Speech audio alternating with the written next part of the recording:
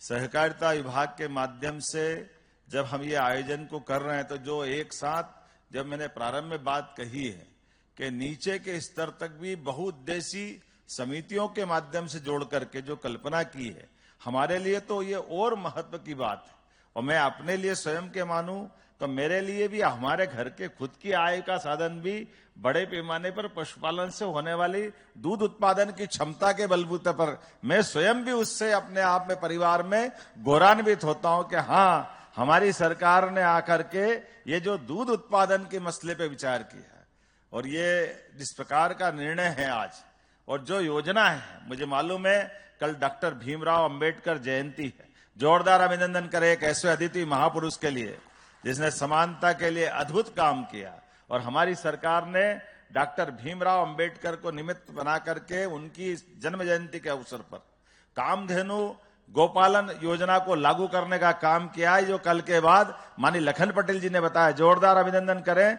25 से ज्यादा जो गौमाताएं के लेकर के 1 यूनिट उसमें 25% अनुदान और अधिकतम 200 गाय माता अगर आप पालेंगे तो लगभग 25% गाय माता एक तरह से आपको उस आपके प्रबंधन के लिए अनुदान के रूप में दी जाएगी। और ये केवल जीवन में दूध उत्पादन के लिए हमारे प्रदेश में और अनुकूल माहौल है।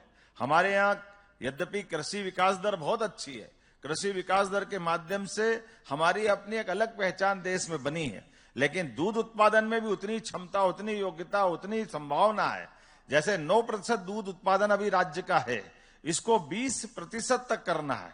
और ऐसे में जब हमारा फॉरेस्ट का एरिया बहुत बड़ा है, खेती के लिए मान लो जमीन नहीं है, लेकिन पशुपालन के लिए तो मना नहीं है, बहुत अच्छे से पशुपालन कर सकते हैं। और पशुपालन में भी उन्नत पशु के माध्यम से जब से ये योजना आई है, हर जगह हर स्थान पर उत्साह उमंग के साथ हर एक कोई किसी बात की बधाई दे न दे, पशुपालन की बात जैसे ही करते हैं ऐसा लगता है जिसके घर में गाय वो सब गोपाल, जिसके घर में गाय का कुल वो घर घर गोकुल। जो ये बात करते क्या इसलिए हम वृंदावन बनाने निकले हैं, तो आनंद से झूम उठता हर सभा हर स्थान पर। ये इतना उमंग देता है कि हमारे अपने लिए परमात्मा की दया से हजारों साल से अपने इस देश के अंदर ऐसा माना जाता दूध दही की नदियां बहती थी, लेकिन काल के प्रभाव में और खास करके गाय माता के दूध को लेकर मैं स्पष्ट बोलना चाहूंगा कि गाय माता के दूध के मामले में तो दूध फेट से लेंगे, ये बड़ी सावधानी से बोलने वाली बात थी। फेट मतलब केवल भैंस का लेंगे,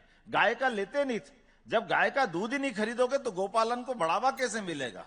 अब जब ये शुद्ध रूप से बात आ रही कि केवल गाय का दूध खरीदेंगे, मतलब गाय का भी खरीदेंगे भैंस का भी खरीदेंगे। अभी तक जितने दुग्ध संघ थे, कोई गाय का दूध लेने के मामले में जवाबदारी के साथ कहना चाहूंगा सारे के सारे दुग्ध संघ हाथ जोड़ते थे, भैया फेट के मामले में आ जाओ।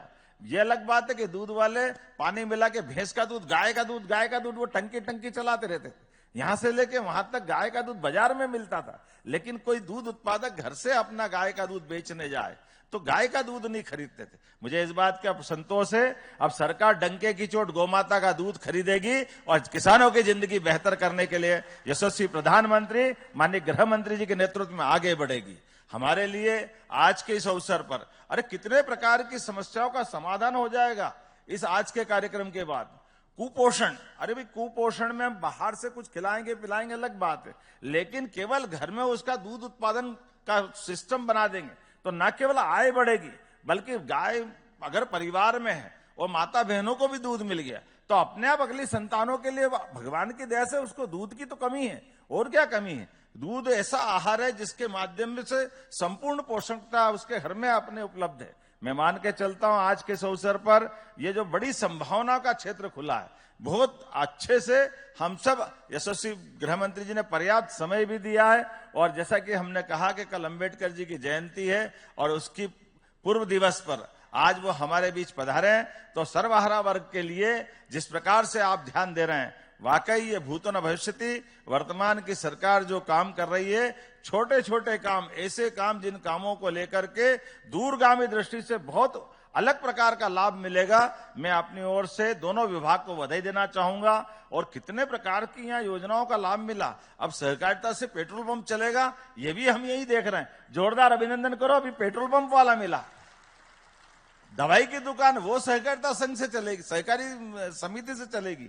ये जो एक के बाद एक जितना दायरा खुल रहा है, फैक्ट्रियों के लिए भी जब अब जीआईएस हुई थी तो फैक्ट्री चलाने के लिए भी सहकारिता को जोड़ा है।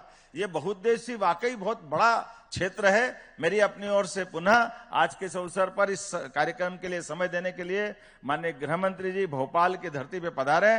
दिल खोलकर आपका स्वागत है और आपका आशीर्वाद इसी प्रकार से हमको मिलता रहेगा। बहुत बहुत धन्यवाद।